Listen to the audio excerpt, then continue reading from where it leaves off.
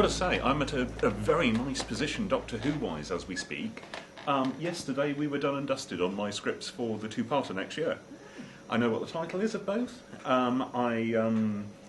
We've signed off on the scripts. They may change after the read-through, because what actors do influences them a tiny bit.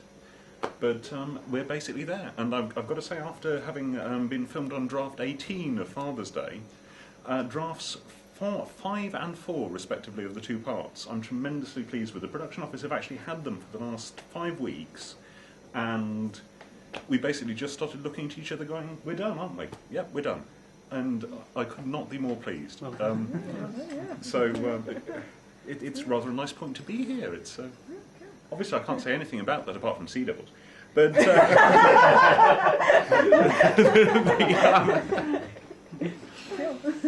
it's not the lives and loves of a sea devil. I tried to play along with this for a little while. This was an internet rumour that my two-parter was called The Life and Loves of a Sea Devil. And this is because my agent got drunk in a bar in Glasgow. And he called me up in the middle of a party and said, I'm surrounded by men! And I've told them what your two-parter is, Paul. It's The Life and Loves of a Sea Devil. And there was a big laugh from all around him. But one man left that party without realising that was a joke. I can't tell you a word about what it really is, but I'm tremendously proud of it. This new season is going to be so spot on. Helen Rayner's two-parter, my God! That's the best thing I've ever heard in a read-through. All the writers have been going along to all the read-throughs so we can see Martha in action, so we can get the way she speaks. And we're all just blown away. Russell's on his best game. The opening episode is tremendous, Smith and Jones, and it's. I think it's probably the best of the 3 seasons from the read-through so far. And I'm sorry, you had questions. That's fine. No. Right. We've heard a bit about the new series now. I'm going to right to the back to the beginning of your career when we became aware of you. Although I shall wander. I do wander. That's fine. You wander all you want, Paul. The new adventures. Now, with hindsight, with the benefit of sort of 15 years hindsight, do you think they were too radical for fans at the time, or do you think fans at the time were too conservative for them? I think fans at the time were too damn conservative. I think there's a straight line between Survival at the end of old Doctor Who, which could just about be made in new Doctor Who, through the new adventures into new Doctor Who. I think that's the line of evolution. Russell was tremendously interested in the new adventures, wrote one, read all of them. We all were. Moffat's got a short story. Rob Shearman is the only guy who wasn't writing for the New Adventures who was on the first season. And even he was a big follower of them. I think so many ideas from New Adventures found their way into the new series.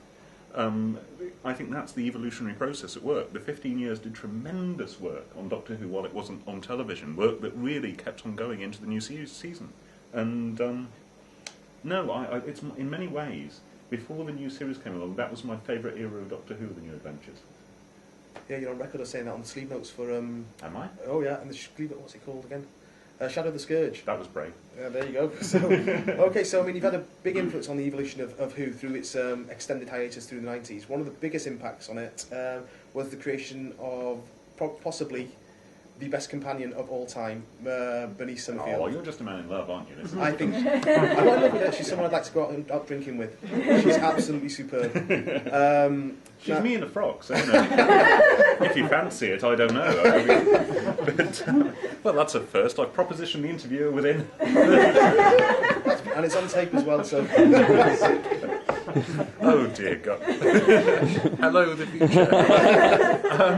Guinness, you see. Guinness. Never go. I'm obviously a huge fan of Bernice. I think I can say that because she's had an independent existence of her own since I left her.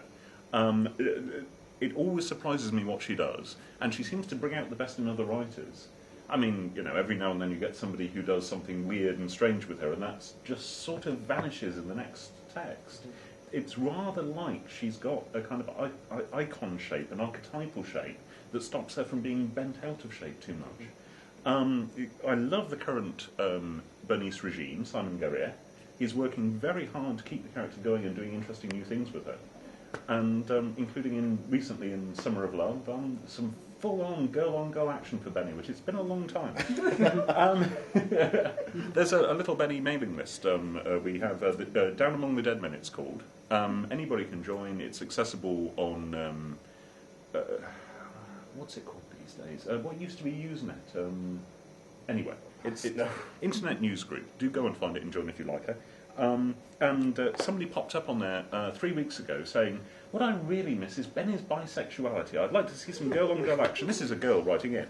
And Simon Guerrier was able to say 2 weeks later, well, here's the cover for Summer of Love, mission accomplished.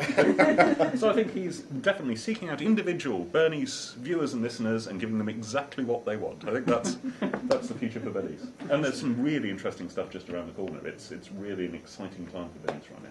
Wonderful. I mean, who was in your mind, if anybody, when you were creating? Did you have a frame of reference? Yes, I loved Emma Thompson in The Tall Guy, that movie with Jeff Goldblum. There's something about that character which is, it's a Richard Curtis character, really kind of, really bright and spot on and sharp and real and complicated and vulnerable. And I was in love with Emma Thompson and still in many ways am. And I've just had her penciled into issue 2 of Pete Wisdom, which is playing a female vicar, so that's 2 fantasies in one for me. And it's a difficult subject to getting people to play characters in comics. I do believe I may be treading on people's toes here, but nobody's been arrested for it yet, so I may be the first. But anyway, there's Charles Hawtrey in issue 1 as well. Anyway, he plays the little Q figure who gives our heroes their gadgets and appears going, oh, hello.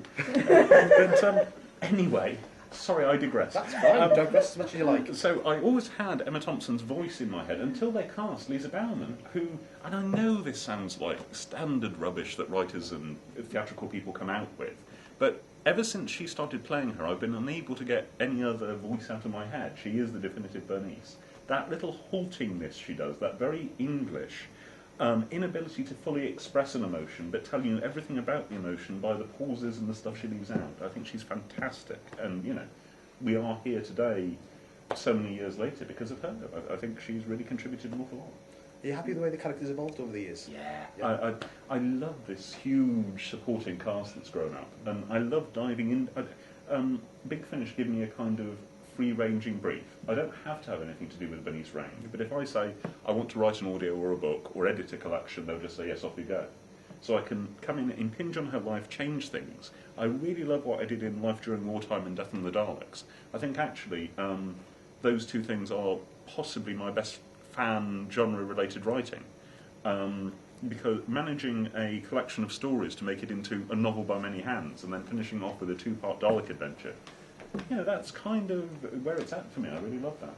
So do you have any sort of editorial control over how Bernice is? Only if I want to. Only if you want to? Yeah. Simon Guerrier is Bernice guy, and we had words over him killing off Wolsey. That was the last major conflict, but he persuaded me that it was absolutely right, and in the end, of course, it was. I was just very fond of Wolsey and didn't want to see him die, but he died on the altar of art. There we go. I mean, Benny. Now, I'm staying with the character. Are we ever likely to see her in a future TV episode? I doubt it. It's not going to happen. Well, I own the character, so it could happen very easily. But I think the thing is, she takes a bit of explaining.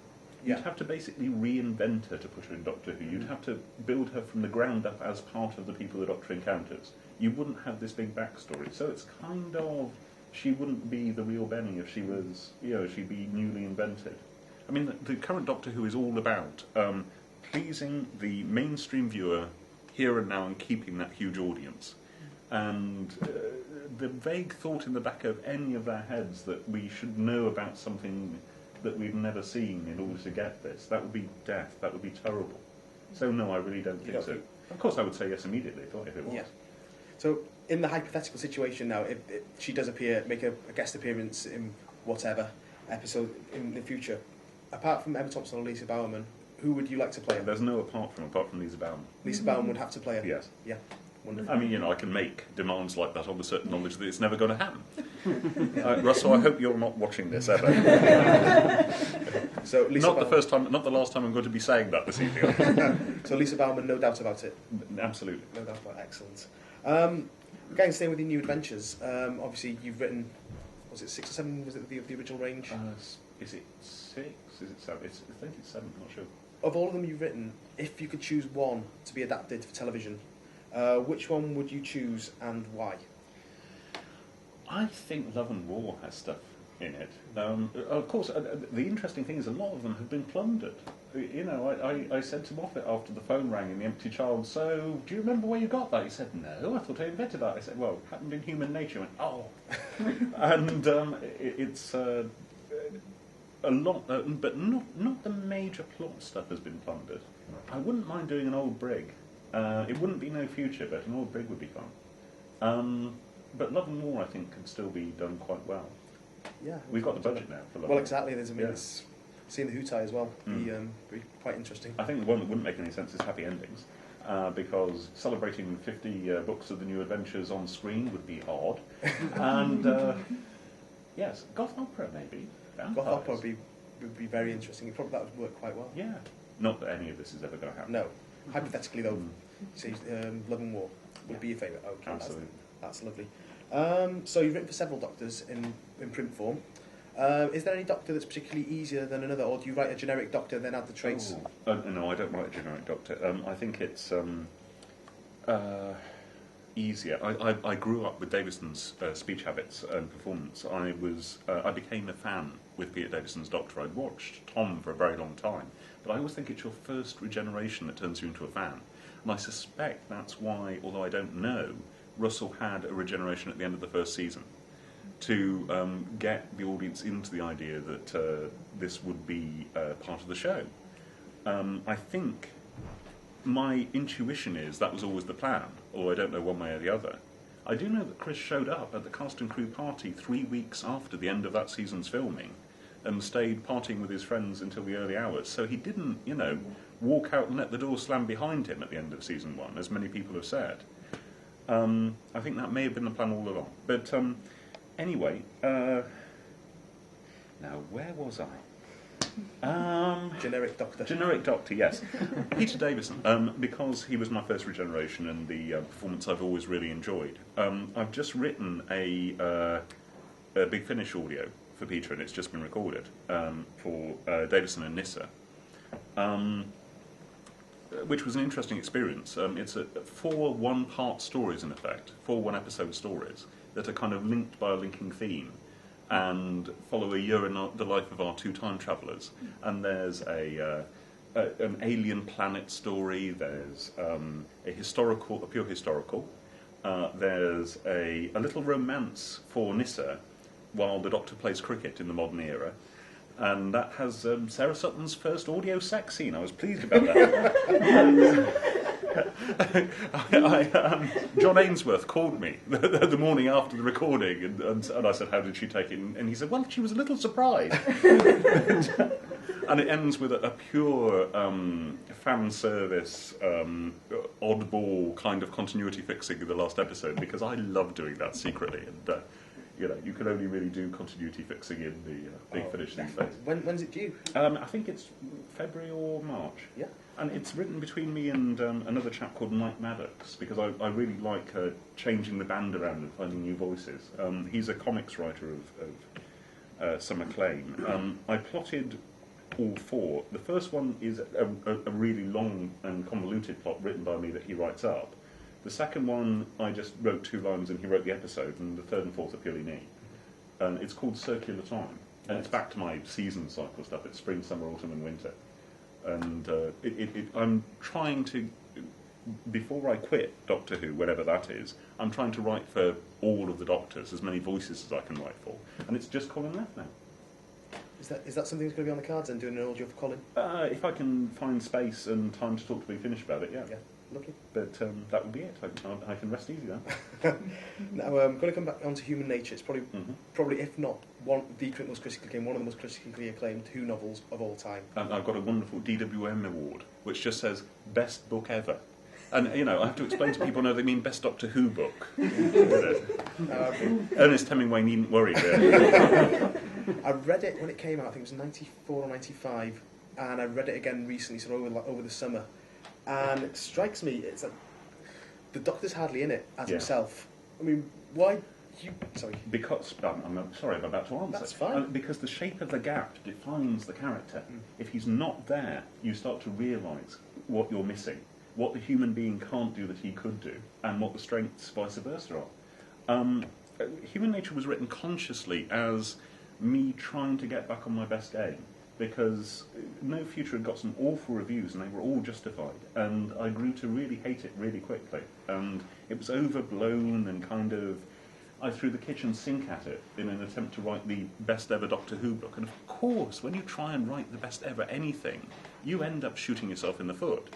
So Human Nature was an attempt to do something very small and very focused. I'd just read Peter David's Imzadi, a Star Trek novel, which was a similar attempt to do something small and definitive. And I was very much influenced by Superman 2. Whenever you do Superman 2, in whatever form, be it various comic, the hero loses his special powers and has to be human, or the Arthur legend, where Merlin goes through that, or the Bible. There are various... it's a big, iconic story. It's something we all know and understand intuitively, and it was a conscious attempt on my part to get back to what I did best. I'm really pleased it worked. I mean, in hindsight, it's quite amazing it works so well that one can actually seek to write the best possible Doctor Who book in two ways, one overblown and one small, and get it right the second time. I think what it is about Human Nature is the small things that make Human Nature special as well. It really is. It's just... tough. If anyone hasn't read it, it's online now, of course, isn't it? Yeah, it's on the BBC site. It's with illustrations as well, so it's lovely. Daryl it's very, very special. Just give it a go if you haven't given it a go already. So, coming on from that, which of your novels would you say you're most personally happy with? Well, covering New Adventures and the BBC books range. Love and War and Human Nature. I quite like Revelation, but it's very much a first go. There's all sorts of rough stuff in there. Hello, sorry. Hello. Hi. do come in. There's a wedding downstairs. I was just looking for the Reapers. Expecting to be alive. I went to talk to a little school full of infants the other day. As a Doctor Who writer, and they were. The teacher said to one little one, "Go on, show him your Reaper." And he put his hands up over his head and went, "Rag!" and chased the kids around the playground. And he'd been doing that for weeks after Father's Day. But anyway, sorry, what was that? Yeah, so which of your novels are you personally happiest with? Oh, yes. Human Nature and Love and War. I have a soft spot for... Shadows of Avalon, I fling back and forth between I don't like it and I really like it. I think it's strange because I was going through huge emotional ructions at the time. You really do not want to split up with the editor of the range you're writing for. That's bad. That does never work. And Shadows of Avalon was almost a product of that angst and alienation, as well as one of my best texts, Closure, on the Bernice Summerfield Buried Treasures CD. I'm very, very proud of that. Which is available more easily now on the back of Death and the Daleks, where it's an extra. But Avalon, I don't know. It almost consciously ignores the continuity around it, which I'm not proud of. I always think that a writer should respect the continuity you're fitting into. It's a shared world. You've got to play with these toys nicely. But at the same time, I'm quite pleased with what it does with its sudden kind of arrogance in the middle of nowhere. I was the writer who held out against the BBC Books line. A lot of us were... we all got letters when the BBC took the line back saying, "Do you want to come and work for us because you guys used to work on the New Adventures?" And I'd basically done everything I wanted to do, so I had the room to say... I pitched this thing that was never going to be made. I pitched a William Hartnell story, Doctor Who and the Lesbians, and it wasn't going to work. I mean, you can see the expression on Bill's face, and it was kind of an impure historical. And it was... and I kind of deliberately wandered away from them. And then I thought, I had some ideas about some fantasy stuff I'd always wanted to do, and I pitched one, especially because I wanted to be part of the whole Lawrence Miles thing, and kind of set up a few things that he was playing with, and I don't know. Every now and then I like that one too, but no, I've already answered the two. So to I follow up haven't with that, talked about the New Adventures so much in years. This is extraordinary.